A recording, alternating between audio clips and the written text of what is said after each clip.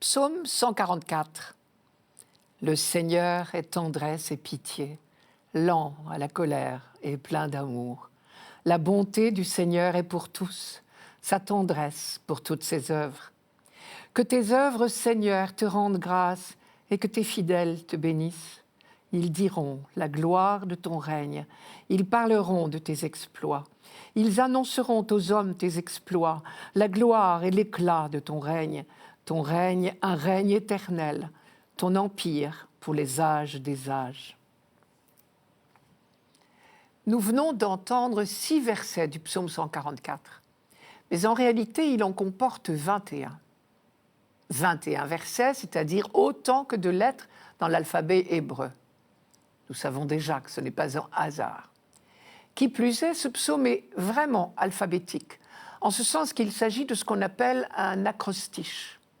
Chaque verset commence réellement par une des lettres de l'alphabet hébreu dans l'ordre alphabétique. Nous avons acquis le réflexe. En face d'un psaume alphabétique, nous savons d'avance qu'il s'agit d'un psaume d'action de grâce pour l'Alliance. Manière de dire toute notre vie, de A à Z, baigne dans l'Alliance, dans la tendresse de Dieu. Mais pourquoi ce psaume 144 aujourd'hui et pourquoi non pas la totalité du psaume, mais ces 6 versets précisément? Première remarque. Ce psaume figure dans la prière juive de chaque matin. Pour le juif croyant, le matin, l'aube du jour neuf, évoque irrésistiblement l'aube du jour définitif, celui du monde à venir, celui de la création renouvelée. On voit immédiatement la résonance qu'il prend alors pour nous, chrétiens, en ce temps pascal. Notre foi, c'est précisément que le jour du règne définitif de Dieu est déjà inauguré sous nos yeux par la résurrection du Christ.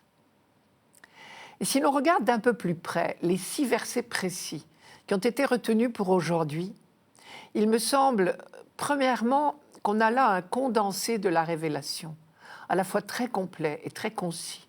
Et deuxièmement, qu'il entre en résonance parfaite avec les accents du temps pascal, et en particulier les autres lectures de ce dimanche précis.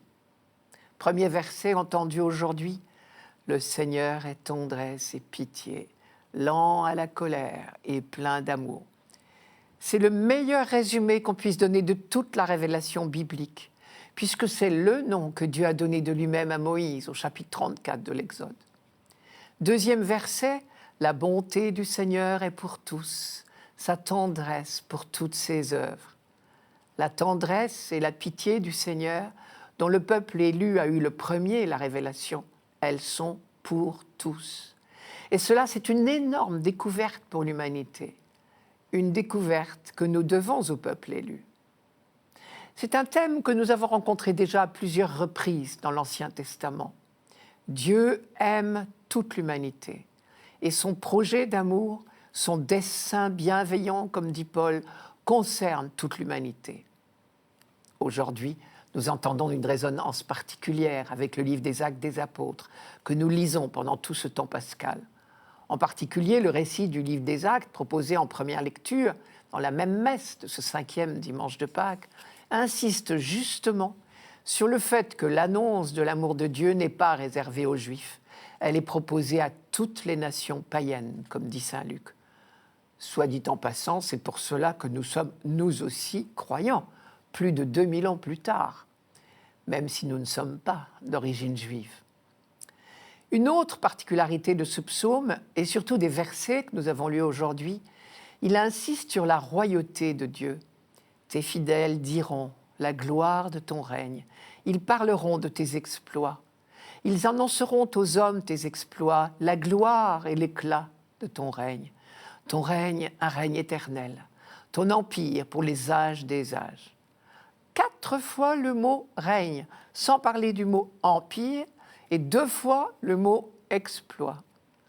Nous savons bien que le mot exploit dans la Bible est toujours une référence à la libération d'Égypte. Dieu a libéré son peuple.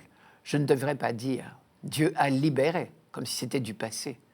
La foi juive dit mieux, elle dit Dieu libère aujourd'hui son peuple, et ce, depuis la première libération. Et bien sûr, La libération ultime, c'est la victoire sur la mort. Ce psaume est donc tout particulièrement indiqué pour le temps pascal. Le ressuscité du matin de Pâques expérimente dans sa chair la royauté de Dieu. Si vous avez le courage de vous rapporter au texte complet de ce psaume, vous verrez qu'il y a une parenté très grande entre ce texte et celui du Notre Père. Par exemple, le Notre Père s'adresse à Dieu à la fois comme un Père, notre Père, donne-nous, pardonne-nous, délivre-nous du mal, un Père qui est le Dieu de tendresse et de pitié, dont parle ce psaume, et comme un roi, que ton règne vienne. Soit dit en passant, ce rapprochement n'a rien d'étonnant, quand on sait que toutes les phrases rassemblées par Jésus dans le Notre Père faisaient déjà partie de son temps, des prières habituelles des Juifs. Je reviens à notre psaume. Très certainement, quand le peuple d'Israël composait ce psaume, cette insistance sur la royauté de Dieu ou sur son empire était une manière de dire « plus jamais nous ne ferons confiance à des idoles. Notre seul roi, notre seul maître, c'est Dieu, le Dieu d'amour, le Dieu de tendresse et de pitié, lent à la colère et plein d'amour. » Et quand les fidèles du Christ disent ce psaume à leur tour, ils savent de quoi ils parlent, si j'ose dire. En Jésus-Christ, le roi serviteur, le roi humble de la passion et triomphant de la mort par la résurrection, ils ont découvert la présence du roi de l'univers. Qui m'a vu, a vu le Père, disait Jésus à ses apôtres.